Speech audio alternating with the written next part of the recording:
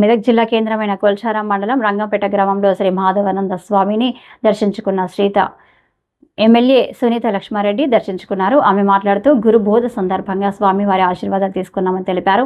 ఇక్కడ రైతులంతా ఆరోగ్యంగా ఉండాలని, పంటలు మంచిగా ఉండాలని అన్నారు. ఈ వర్షాకాలం సమృద్ధిగా వర్షాలు పడాలని కోరుకున్నారు.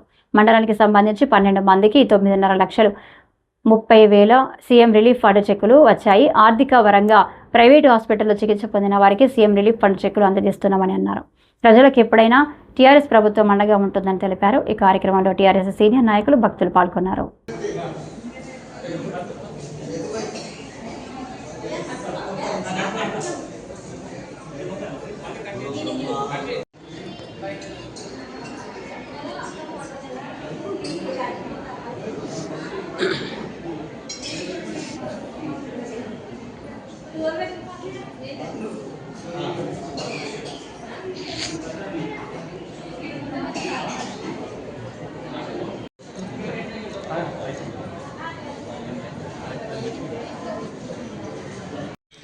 విపరీతమైనటువంటి ప్రశస్తమైనటువంటి రంగంపేట ఆశ్రమానికి రావడం జరిగింది.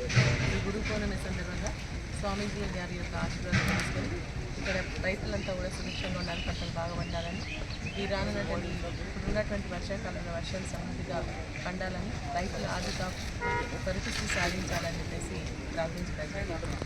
అదేవిధంగా మండలానికి సంబంధించి దాదాపు ఒక 12 మందికి 9,30,30,000 రూపాయలకు సంబంధించినటువంటి CMRF చెక్కులను కూడా పంపించడం జరిగింది. దీనివల్ల ఏంటంటే మరి ఆర్థికపరమైన ఇబ్బందుల్లో ప్రైవేట్ హాస్పిటల్లో ఆరోగ్యశ్రీ వర్తించినటువంటి వాళ్ళు ఎవరైతే ట్రీట్మెంట్ చేసుకోవడం జరిగిందో వారందరూ కూడా మరి ప్రభుత్వం తీసుకెళ్ళి వారికి CMRF ఆ చెక్కులను కూడా పంపించడం జరిగింది. దీనివల్ల వాళ్ళ కుటుంబాలకు ఆర్థిక భావిస్తూ సదా ప్రజల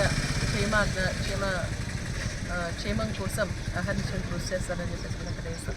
ఎటువంటి సమస్య అయినా ఎక్కడున్నా కూడా అక్కడ టీఆర్ఎస్ పార్టీ అన్ని విధాలుగా ప్రజల పక్షాన ఉండి పోరాటం చేస్తుంది. ప్రజలకు సంబంధించిన సమస్యలు పరిష్కరించడంలో ముందుంటామని చెప్పేసి